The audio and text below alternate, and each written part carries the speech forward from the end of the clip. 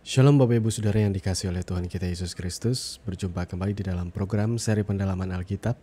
Bersama saya Billy Elia yang seperti biasa akan menemani saudara selama kurang lebih 10-20 menit ke depan, di mana saya akan mengajak kita untuk membaca dan merenungkan kebenaran firman Tuhan, perikop demi perikop dimulai dari Perjanjian Baru. Dan di seri pendalaman Alkitab kali ini kita sudah memasuki perikop yang ke-32, yang nas firman Tuhannya terambil dari Matius pasal yang ke-8 ayat 23 sampai dengan ayat yang ke-27. Apabila Bapak Ibu Saudara sudah mempersiapkan Alkitabnya, saya akan mengajak kita untuk membaca nas firman ini bersama-sama. Matius 8, 23 sampai dengan ayat yang ke-27 dengan judul perikop Angin Ribut Diredakan. Lalu Yesus naik ke dalam perahu dan murid-muridnya pun mengikutinya. Sekonyong-konyong mengamuklah angin ribut di danau itu, sehingga perahu itu ditimbus gelombang, tetapi Yesus tidur. Maka datanglah murid-muridnya membangunkan dia, katanya, "Tuhan, tolonglah kita binasa." Ia berkata kepada mereka, "Mengapa kamu takut, kamu yang kurang percaya?" Lalu bangunlah Yesus menghardik angin dan danau itu, maka danau itu menjadi teduh sekali. Dan heranlah orang-orang itu, katanya, "Orang apakah dia ini, sehingga angin dan danau pun taat kepadanya." Amin untuk kebenaran firman Tuhan. Saudaraku yang dikasihi oleh Tuhan kita Yesus Kristus, sebelum kita sama-sama merenungkan kebenaran firman Tuhan ini dengan lebih mendalam, mari kita terlebih dahulu merendahkan hati dan berdoa. Bapa Surgawi, Bapa di dalam nama Tuhan Yesus, terima kasih untuk kebaikan dan kemurahan-Mu di dalam setiap kehidupan kami. Sebentar kami akan membaca merenungkan firman-Mu dengan lebih sungguh. Tuhan, kami mohon urapi hati dan pikiran kami, supaya kami boleh mengerti apa yang menjadi maksud dan kehendak-Mu di dalam setiap kehidupan kami. Di dalam nama Tuhan Yesus kami berdoa. Haleluya. Amin. Nah Bapak Ibu Saudara yang dikasihi oleh Tuhan kita Yesus Kristus, dari nas pembacaan kita di dalam Matius 8 ayat 23 sampai 27 yang sudah sama-sama kita baca tadi, kira-kira apa yang Bapak Ibu Saudara dapatkan? Kalau saudara ada mendapat hikmat dan pengertian yang berbeda dengan apa yang kami sampaikan kali ini, maka Bapak Ibu Saudara tidak usah sungkan dan ragu untuk membagikan hikmat atau rema atau pengertian yang Tuhan berikan di dalam setiap kehidupan saudara. Nah, ayat firman Tuhan ini tentunya adalah nas firman yang banyak kali dijadikan materi khotbah saudara ya. Bahwa Tuhan Yesus ketika ia berangkat bersama dengan murid-muridnya, mereka menaiki sebuah perahu dan melintasi danau, saudara-saudara ya. Ada hal yang menarik di sini ya. Setelah Yesus naik ke dalam perahu dan murid-muridnya mengikutinya, firman Tuhan dengan jelas berkata kepada setiap kita, sekonyong-konyong atau tiba-tiba mengamuklah angin ribut di danau itu. Sehingga perahu itu ditimbus gelombang, saudaraku. Nah, saudara harus perhatikan hal ini. Kita akan belajar tahap demi tahap. Kita akan melihat bagaimanakah gambaran utuh dari nas firman Tuhan ini menceritakan kepada kita bahwa ketika murid-murid Yesus mengikuti Yesus naik ke atas perahu dan mereka mulai melintasi danau, tiba-tiba datanglah angin ribut yang bergelora. Pertanyaannya sekarang, apakah mereka melakukan kesalahan dengan mengikuti Yesus? Atau sebaliknya ini menjadi sebuah perenungan bagi kita. Berarti kalaupun kita mengikuti Tuhan, kalaupun kita sungguh-sungguh menuruti Dia kemana Tuhan pergi kita ikut, tidak selalu ada jaminan tidak ada masalah di sana. Baru saja murid-muridnya mengikuti Yesus menaiki perahu dan sekonyong-konyong datanglah angin ribut, saudaraku.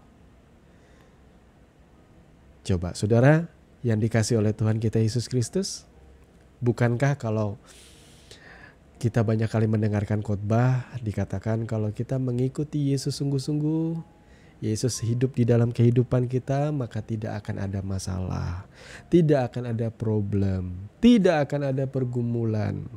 Tetapi ini justru menggugurkan konsep dan pandangan seperti itu.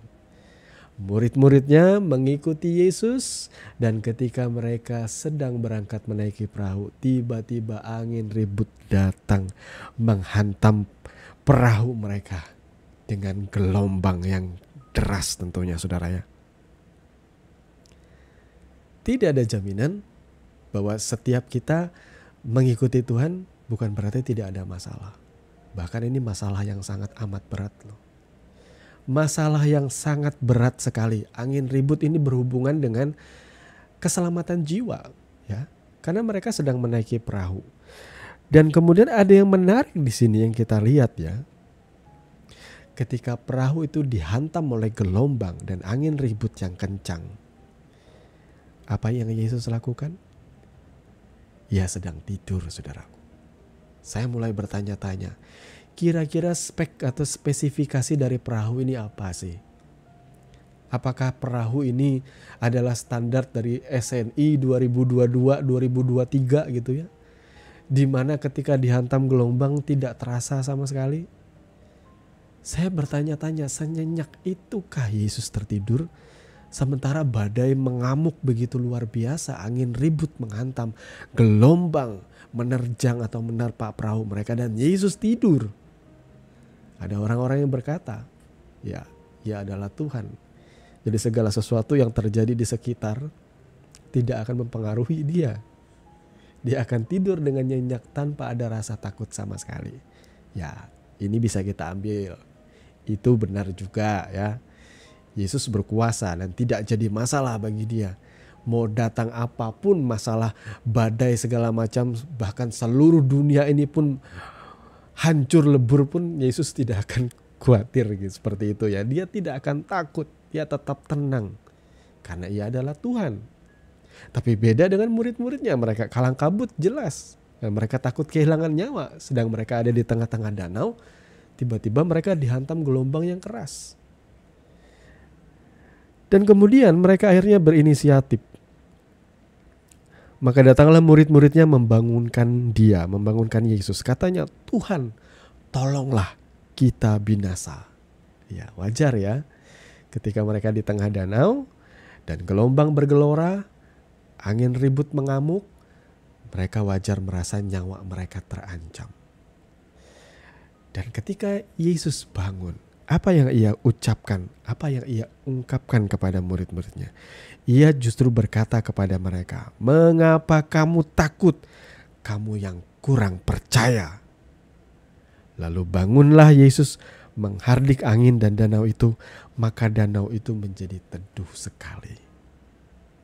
Jadi Yesus justru sedikit memarahi murid-muridnya karena mereka kurang percaya. Tapi kita bisa memaklumi ya, setiap anak manusia wajar panik di dalam keadaan seperti itu. Ini juga akan menjadi sebuah pelajaran bagi setiap kita. Ketika kita mengikuti Tuhan dan kita sungguh-sungguh mengikuti Tuhan, dan kemudian datang badai menerpa hidup kita, datang pergumulan masalah menyerang kehidupan kita, bukankah Bapak Ibu Saudara juga ikut panik? Bagaimana respon saudara? Bukankah saudara mulai akan bertanya-tanya, di mana Tuhan saat ini? Mana Tuhan saat ini? Kok tidak menolong saya? Kok seolah-olah Tuhan membiarkan? Ada pengkhotbah yang berkata, mungkin saudara masih belum membangunkan Yesus yang sedang tertidur di dalam kehidupanmu. Ya, saya setuju, bisa. Itu artinya kita mesti menaikkan doa atau berkomunikasi dengan Tuhan, menaikkan permohonan kita, membangunkan Dia tuh maksudnya mencari wajahnya, berseru kepada Dia, memohon pertolongannya, seperti itu. Tapi kita percaya hari ini Yesus tidak lagi dibatasi oleh tubuh, darah, dan daging. Sehingga tidak ada kelemahan yang lamanya capek, ngantuk lagi yang ada di dalam diri Yesus. Ia tidak pernah tertidur dan tidak pernah terlelap menjaga Israel, saudaraku. Ia selalu mengawasi kehidupan kita. Ia selalu memandang hidup kita. Jadi masalahnya sekarang itu bukan soal membangunkan Yesus di dalam hidup kita, tetapi percaya saja. Jadi kalau misalnya saudara hari ini berjalan bersama Tuhan, melangkah bersama Tuhan, mengikuti Tuhan, dan tetap ada pergumulan masalah yang menerpa kehidupanmu dan mungkin itu pergumulan yang sangat pelik, jangan takut, itu aja kuncinya. Kalaupun saudara takut, biarlah rasa takut itu menguatkan iman saudara untuk memegang teguh, untuk mencari Tuhan dan berharap hanya kepada Tuhan. Ya, saudaraku yang dikasihi Tuhan, seberapa banyak saudara saat ini yang sedang mumet berhadapan dengan pergumulan masalah, dan seolah-olah Tuhan tidak menolong hidup saudara. Ingatlah kebenaran firman ini, Tuhan selalu mendidik murid-muridnya melewati setiap kejadian. Di situ mereka akan punya pengalaman bersama Tuhan. Demikian juga Bapak Ibu Saudara, bagaimana mungkin Bapak Ibu Saudara bisa memahami betapa luar biasanya kuasa dan pertolongan Tuhan kalau hidup saudara selalu aman, kalau hidup saudara selalu tentram, tidak ada masalah. Justru masalah atau pergumulan itu yang akan mendidik kita, sehingga kita bisa melihat pertolongan dan keajaiban Tuhan terjadi di dalam setiap hidup kita. Tapi saudaraku, saya mau garis bawahi di sini ya. Tuhan memang banyak kali bekerja dengan cara-cara yang ajaib. Sama seperti Ia meredakan badai ini, angin ribut ini, gelombang ini diredakan sama sekali. Sampai orang-orang tuh heran, bagaimana mungkin badai, topan, gelombang ini pun takluk oleh karena orang ini. Ya iyalah, ya Tuhan yang berkuasa di dalam setiap hidup kita. Tapi bagaimanakah kita bisa meresponi kebenaran firman ini?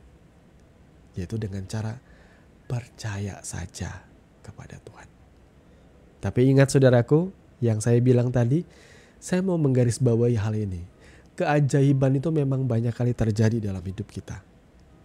Tetapi jangan selalu saudara mengharapkan keajaiban seperti yang ada di dalam pemikiran saudara, yang membuat saudara kemudian malas untuk bekerja, berusaha.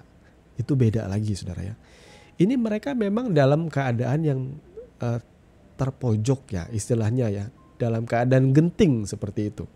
Maka Tuhan mengadakan mujizat dan keajaiban yang luar biasa. Nah, jangan lalu letakkan pengharapan saudara akan keajaiban itu di dalam saudara pengen dapat uang banyak.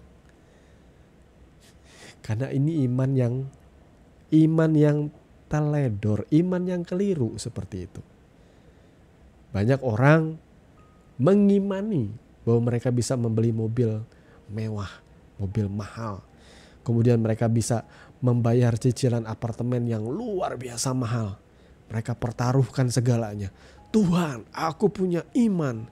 Lalu mereka letakkan uang cicilan yang pertama. Iya, mereka serahkan seperti itu. Padahal cicilan 2, 3, 4 tidak sanggup mereka bayar. Tapi mereka berharap keajaiban yang seperti ini. Ini adalah keajaiban yang saya garis bawahi. Jangan berharap keajaiban yang seperti itu. Saya mau katakan, belajarlah menyesuaikan diri dengan apa yang ada di dalam kantong saudara, dengan pendapatan saudara. Belajarlah mengelola itu dengan bijaksana. Kalau hari ini saudara bisa makannya ini, makan ini. Kalau saudara besok bisa makannya itu, makan itu. Jangan mengingini yang lebih daripada apa yang saudara miliki saat ini. Kalau boleh saya bilang seperti itu.